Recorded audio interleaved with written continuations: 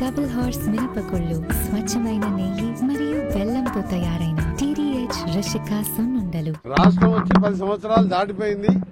కానీ మనకు అసలు తెలంగాణ డిసెంబర్ 3వ తారీఖు రోజు వచ్చింది. ప్రభుత్వ స్కూల్ అనేది తెలంగాణలో కనుమరుగయ్యే పరిస్థితిలో తెలంగాణ ప్రజల ఆశీర్వాదంతో తెలంగాణ ప్రభుత్వం, కాంగ్రెస్ ప్రభుత్వం రావడం, పేదల ప్రభుత్వం రావడం, ప్రజాస్వామ్య తెలంగాణ ప్రభుత్వం రావడం, అందులో భాగంగా మా ముఖ్యమంత్రి గారు మేము మన కేబినెట్ లో నిర్ణయించుకుని విద్యారంగం మీద ప్రత్యేక దృష్టి పెట్టి ప్రభుత్వ పాఠశాల నుంచి మొదలుపెట్టుకుంటే యూనివర్సిటీల వరకు దాదాపు చరిత్రలో ఎక్కడ ఏ రాష్ట్రం పెట్టని విధంగా 10% అంటే 20,000 కోట్ల పైన 22,000 కోట్ల బయట స్కూల్స్ నుంచి యూనివర్సిటీస్ ని స్ట్రెంథన్ చేసుకుంటూ ప్రతి ఒక్క పేదవానికి ప్రభుత్వ విద్య అందించాలనే ఉద్దేశంతో ఈ కార్యక్రమాన్ని తీసుకున్నాం.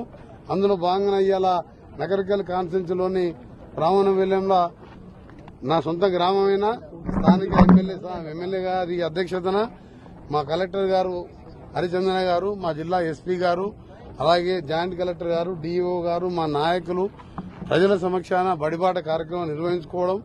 ఆ బడిబాట పరంగా మీరే చూశారు. ఇప్పటికే మన రిపేర్స్ కానీ, బాత్రూమ్స్ కానీ ఇవన్నీ కూడా రిపేర్ వర్క్ స్టార్ట్ చేసుకుంటూ, పెయింటింగ్స్ వర్క్ స్టార్ట్ చేస్తూ, పుస్తకాలు అడ్వాన్స్ గా ఇవ్వడం చరిత్రలో ఫస్ట్ అనుకుంటా బహుశా. దాంతోపాటు ఒక జత అడ్వాన్స్ గా దాదాపు 500 రూపాయలు మహిళా సంఘాల ద్వారానే కుట్టించినాం. మహిళా సంఘాల ద్వారానే, బయటి వారికి ఇయ్యలే. మహిళా సంఘాల ద్వారా ఒక జత పడిచి ఇంకో వారంలో ఇంకో జత ఇవ్వడం. పిల్లలని ఈ రోజు చదువు ఉంటేనే తప్ప అభివృద్ధి చెందదు.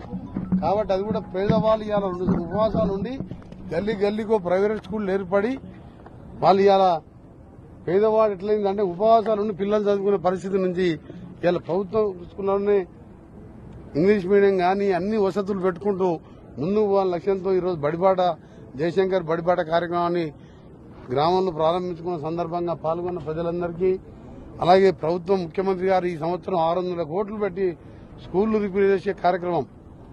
ఎప్పుడన్నా 10 ఏళ్లు ప్రగతి ఫామ్ హౌస్ కే పరిమితమైన ముఖ్యమంత్రి కాళేశ్వరం లాంటి కూలిపోయే ప్రాజెక్టు కట్టి 7 లక్షల కోట్లు అప్పు చేసి ఎప్పుడన్నా స్కూళ్లలో పేదవాడు చదువుకోవాలని ఆలోచన ఎప్పుడైనా చేసినావా? గతంలో రాజశేఖర్ గారు ఉన్నప్పుడు ఫీజు రియంబర్స్మెంట్ కార్యక్రమాన్ని పెట్టినప్పుడు ఆ ఫీజు రియంబర్స్మెంట్ తీసేస్తే బడుగు బలైన వర్గాలే కాదు, ఉన్నత వర్గాలే కాదు, దళితులే కాదు, మైనార్టీలే కాదు, ఉన్నత విద్యకు దూరమైన MBBS, MBA, BE, MCA, ఫార్మసీలు కూడా ఫీజు రియంబర్స్మెంట్ ఇచ్చినాం. దాదాపు 150 ఇంజనీరింగ్ కాలేజ్ మూతపడి ఉన్న ఇంజనీరింగ్ కాలేజీలో దోసుకుంటున్నారు. ఆ దోపిడీ ఎట్లుందంటే మల్లారెడ్డి యూనివర్సిటీ, అనురాగ్ యూనివర్సిటీ పేరు మీద 50,000 మంది స్టూడెంట్స్ దగ్గర గురునానక్ యూనివర్సిటీ, ఈ యూనివర్సిటీల పేరు మీద ప్రైవేట్ యూనివర్సిటీలు ఇస్తే 12 లక్షలు ఇంజనీరింగ్ ఫీజు. ఇవన్నీ కూడా కంట్రోల్ చేసే విధంగా గత వారం 10 రోజులుగా నేను వెంటబడి వాళ్ళందరికీ వార్నింగ్ ఇచ్చి మా హైయర్ ఎడ్యుకేషన్ మా ఆఫీసర్ మా చీఫ్ సెక్రటరీ ద్వారా వాళ్ళని కూడా కట్టడి చేసి వాళ్ళ తక్కువలోనే విద్యను అందియాలనే విధంగా ఆ కార్యక్రమాలు తీసుకుంటున్నాం. అందులో భాగంగా పిల్లలందరికీ తల్లిదండ్రులకు విజ్ఞప్తి చేస్తున్నాం, మీరు ప్రభుత్వ స్కూళ్లలో పంపండి. మంచి టీచర్లు ఉన్నారు. మరొక 13,000 టీచర్ పోస్టులకు కూడా నోటిఫికేషన్ ఇచ్చి త్వరలోనే సెలెక్ట్ చేస్తున్నాం అని చెప్పి ప్రజలందరూ కూడా ప్రజలందరూ కూడా మా ఎమ్మెల్యేలు మినిస్టర్లు అందరం కూడా బడిబాటలో భాగంగా మౌలిక వసతులు కల్పించడంతో పాటు టీచర్లను కూడా రిక్వెస్ట్ చేస్తున్నాం, మీ సొంత పిల్లల్ని ఏ విధంగా చదివిస్తారో ఈ పిల్లల్ని కూడా పేదవాళ్ళని కూడా మీరు చదివించండి. చదువునిస్తే మీకు కూడా పైకెళ్లి దేవుని ఆశీర్వాదం ఉంటుంది. ఇవాళ మీరు బడికి వచ్చినాని కాదు, ఇవాళ మీరు క్వాలిటీ విద్యను అందియండి. మీ ఆయన మేధావులు ఉన్నారు. ప్రైవేట్ టీచర్లో మామూలు డిగ్రీ చేసిన వాళ్ళైతే మీరు ఎక్స్పీరియన్స్ టీచర్లు ఉన్నారు. అందుకని బడిపాటను విజయవంతం చేయాలని చెప్పి టీచర్లకు ఆఫీసర్లకు విజ్ఞప్తి చేస్తున్నాం. మరొకసారి బడిపాట కార్యక్రమం ఇవాళ మొదలు పెడుతున్నాం. మీరు వచ్చే 3 ఏళ్లలో చూడండి, విద్యారంగంలో విప్లవాత్మక మార్పులతో పాటు మా నార్కట్పల్లి మండలం, ఎల్లారెడ్డిగూడెం, నల్గొండ మండలం మధ్యలో ఉన్న మహాత్మా గాంధీ యూనివర్సిటీని ఆ రోజు నేను స్థాపించిన రాజశేఖర రెడ్డి గారితో తీసుకొచ్చి ఆ రోజు దాన్ని శంకుస్థాపన చేసి ఓపెన్ చేసే ఇప్పుడు ఇదే కట్ట మీద నిలబడ్డ బ్రాహ్మణవెల్లి ప్రాజెక్టు 1,16,000 ఎకరాలకు నీళ్లందించే ప్రాజెక్టు 2008లో శంకుస్థాపన చేస్తే ఈ పూర్తయితే నాకు పేరు వస్తుందని చెప్పి, కాంగ్రెస్ పార్టీ పేరు వస్తుంది, రాజశేఖర రెడ్డి పేరు వస్తుందని చెప్పి కూలిపోయే ప్రాజెక్ట్ కాళేశ్వరం కట్టి 2 లక్షల కోట్లు దోసుక ఈ ప్రాజెక్టు 400 కోట్లు అయిపోతుండే. మరొకసారి బడిబాట కార్యక్రమం ఇలా మొదలు పెడుతున్నాం. మీరు వచ్చే 3 ఏళ్లలో చూడండి, విద్యారంగంలో విప్లవాత్మక మార్పులతో పాటు మా నార్కట్పల్లి మండలం, ఎల్లారెడ్డిగూడెం, నల్గొండ మండలం మధ్యలో ఉన్న మహాత్మా గాంధీ యూనివర్సిటీని ఆ రోజు నేను స్థాపించిన రాజశేఖర రెడ్డి గారితో తీసుకొచ్చి ఆ రోజు దాన్ని శంకుస్థాపన చేసి ఓపెన్ చేసే ఇప్పుడు ఇదే కట్ట మీద నిలబడ్డ బ్రాహ్మణమైన ప్రాజెక్టు 1,16,000 ఎకరాలకు నీళ్లందించే ప్రాజెక్టు 2008లో శంకుస్థాపన చేస్తే ఈ పూర్తయితే నాకు పేరు వస్తుందని చెప్పి, కాంగ్రెస్ పార్టీ పేరు వస్తుంది, రాజశేఖర రెడ్డి పేరు వస్తుందని చెప్పి కూలిపోయే ప్రాజెక్ట్ కాళేశ్వరం కట్టి 2 లక్షల కోట్లు దోసుక ఈ ప్రాజెక్టు 400 కోట్లు అయిపోతుండే. 2,000 కోట్లు ఇస్తే సొరంగం అయిపోతే ఇవాళ మాకు శ్రీశైలం డెడ్ స్టోరేజ్కి వెళ్లి మనకు అంత కరువు వస్తే 1,00,000 ఎకరాల పంట ఎండిపోతే ఎంత బాధ అనిపించాలి. దానికి కూడా 2,200 కూడా అదనంగా సొరంగానికి ఇచ్చినాం. దీనికి 500 కోట్ల రూపాయలు ముఖ్యమంత్రి గారు ఎంతైనా ఖర్చు పెట్టుకో బ్రాహ్మణ వెల్లలో పూర్తి చేయాలన్నారు. అందులో భాగంగా ఇవాళ మేము ఇంజనీర్స్తో కలిసి ఎమ్మెల్యే గారు నేను రివ్యూ చేయడం జరిగింది. ఒక 3-4 మాసాల్లోనే ముఖ్యమంత్రి గారి చేతుల మీదుగా ఈ ట్యాంక్ నింపించి కొన్ని కెనాల్స్ పూర్తి చేపించి మొదటి విడతగా 60,000 ఎకరాలకు నీళ్లు ఇచ్చే విధంగా ఈరోజు బ్రాహ్మణవేలంలో ప్రాజెక్టు పూర్తి చేయబోతున్నామని చెప్పి ఈ ప్రాంత రైతాంగాలకు ఒక సంతోషకరమైన వార్త తెలియజేసుకు మన పీడ విరిగిడైపోయింది.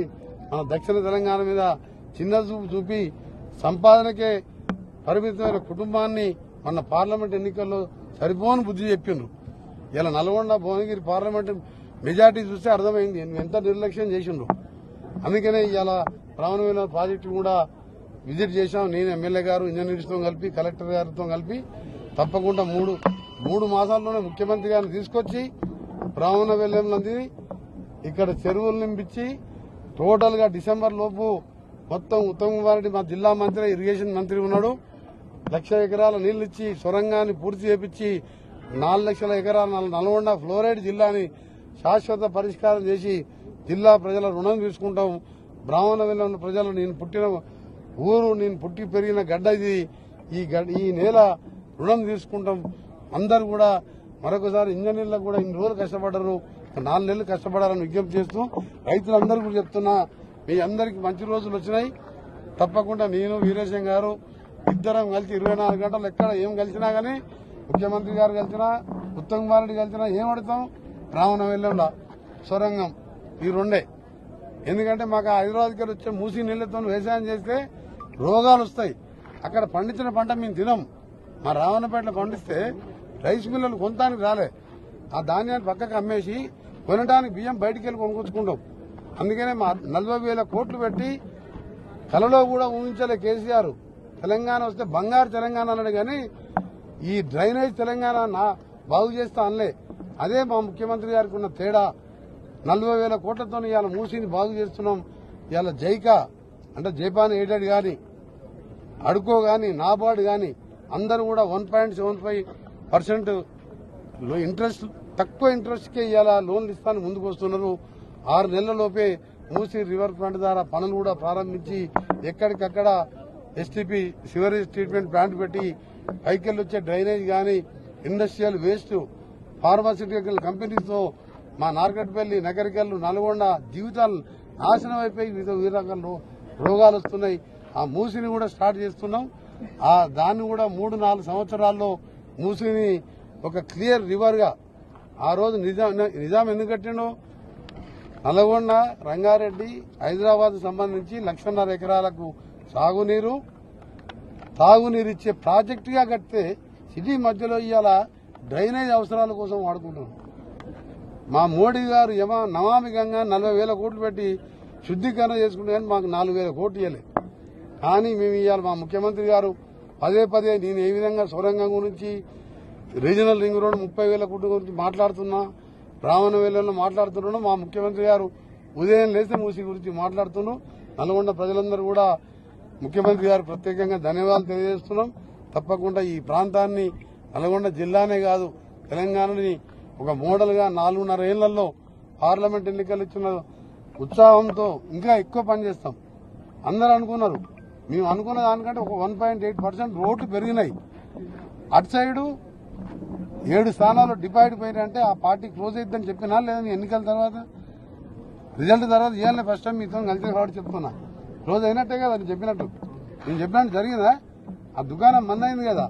ఇక మీరు చూడండి అభివృద్ధి అనేది ఎంత స్పీడ్ లో పోతుందో అదే స్పీడ్ తో బ్రాహ్మణ ప్రాజెక్టు పూర్తి చేయబోతున్నాం. మరిన్ని వీడియోస్ కోసం ఛానల్ ని సబ్స్క్రైబ్ చేయండి. లేటెస్ట్ అప్డేట్స్ కోసం వాట్సాప్ ఛానల్ ని ఫాలో చేయండి. అండ్ లింక్ డిస్క్రిప్షన్ లో ఉంది.